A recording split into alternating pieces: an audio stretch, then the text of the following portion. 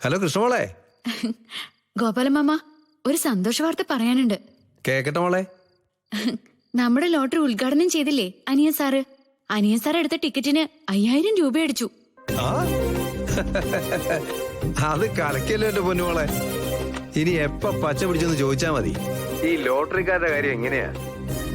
അവരുടെ കയ്യിൽ നിന്ന് ഒരിക്കലെങ്കിലും കൊള്ളാവുന്ന ഒരു സമ്മാനം അടിച്ചു കഴിഞ്ഞാലേ പിന്നെ അവര് ഭാഗ്യമുള്ളവരായിരിക്കും. ശരിയാ ഗോപാലമാമ. ഇപ്പൊ എല്ലാരും എന്റെ കയ്യിൽ നിന്ന് ടിക്കറ്റ് ഒക്കെ എടുക്കുന്നുണ്ട്. എല്ലാറ്റിന്റെയും ഗുരു ഗോപാലമാമനാട്ടോ. നീ മിടുക്കിയല്ലേടി മോളെ. ഈ ആകാശത്തിന്റെ ചോട്ടിൽ നീ എവിടെ പോയാലും നീ അവിടെ ഓക്കെ ആയിരിക്കും. മോള് സുഖമായിട്ട് ജീവിക്കുകയും ചെയ്യും. ആ ധൈര്യം ഗോപാലമാമനുണ്ട് മോളെ. കൃഷ്ണയാ? ആ കൃഷ്ണേ, എന്തുണ്ട് മോളെ?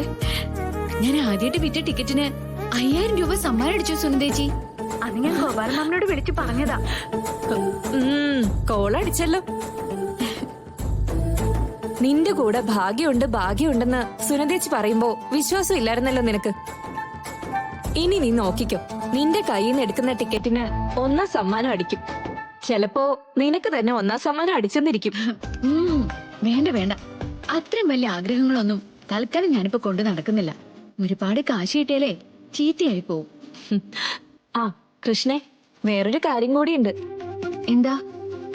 നീ ഈ നാട്ടിൽ നിന്ന് പോയതോടെ മോളുടെ ജീവിതം സുഖായെന്നാണല്ലോ സിത്താര മാഡം കരുതിയിരിക്കുന്നെ. പക്ഷേ അവിടെ ആകെ പ്രശ്നങ്ങളാ.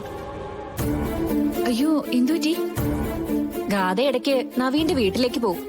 മിക്കവാറും പിറ്റേ ദിവസം തന്നെ എന്തെങ്കിലും പ്രശ്നം ഉണ്ടാക്കി തിരിച്ചു വരും.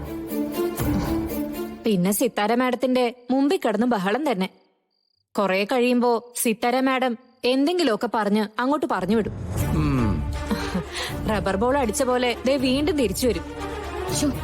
ഈ കുട്ടിയുടെ ഒരു കാര്യം.